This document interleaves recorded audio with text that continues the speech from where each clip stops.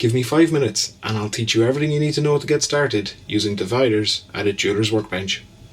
Their use just can't be underestimated, and I would learn to get to grips with them as quick as possible. At their simplest, dividers are just two rigid legs ending in sharp points. Depending on the design, you'll normally have an adjustment screw either at the side or through the centre, and a knurled section at the top that gives you somewhere comfortable with grip to hold them and rotate them.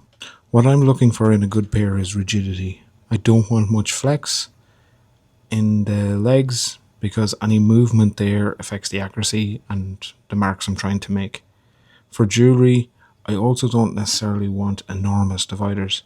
I look for something relatively short, stout and comfortable in the hand with sharp points and an easy adjustment.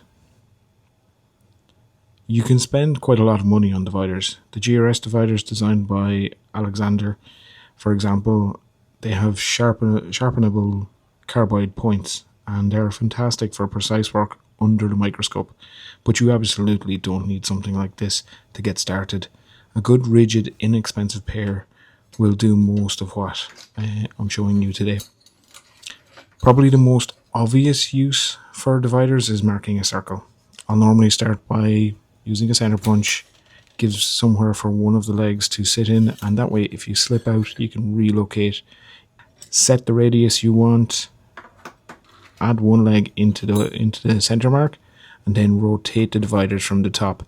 The tighter the circle, the more difficult that can be, so do take care, caution. I also use them for parallel lines, so marking next to an existing edge. Set the dividers to the distance you need.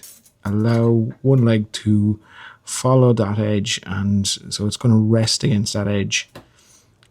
Sometimes you'll find that one leg is slightly longer than the other on your dividers. That's not necessarily a problem. It can be really useful because in these situations we'll let that longer leg hang down over the edge and scribe our lines along. If I'm taking a measurement from a ruler that I'm going to transfer from the edge of a piece of metal, I don't necessarily set both divider points on top of the ruler.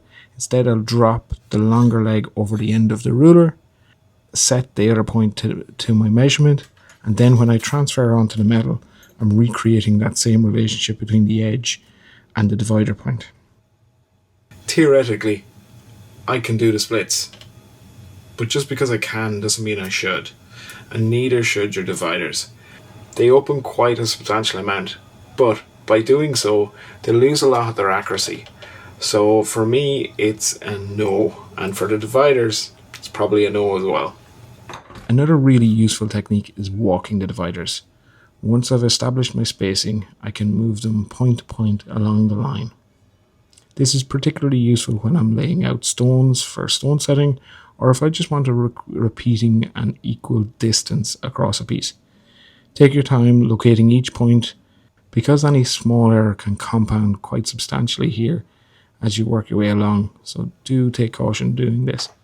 If I need to find the center of something, like a ring shank, I can set my dividers approximately halfway and lightly mark from one edge, then I come from the opposite edge, and at the exact same distance, I've got then two lines that will either meet in the middle or there'll be a slight distance between them, but I know that in between that is my center mark, and quite often they're close enough that I don't need to mark again. I just work in that center space. If you're having a hard time being able to actually see your line, put down a layer of Sharpie marker first and then scribe through it. The divider will scribe a perfectly bright line through it and it'll just have a higher contrast.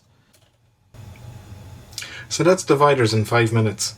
There's going to be a number of videos like this in the playlist, so make sure you subscribe and I'll catch you on the next one.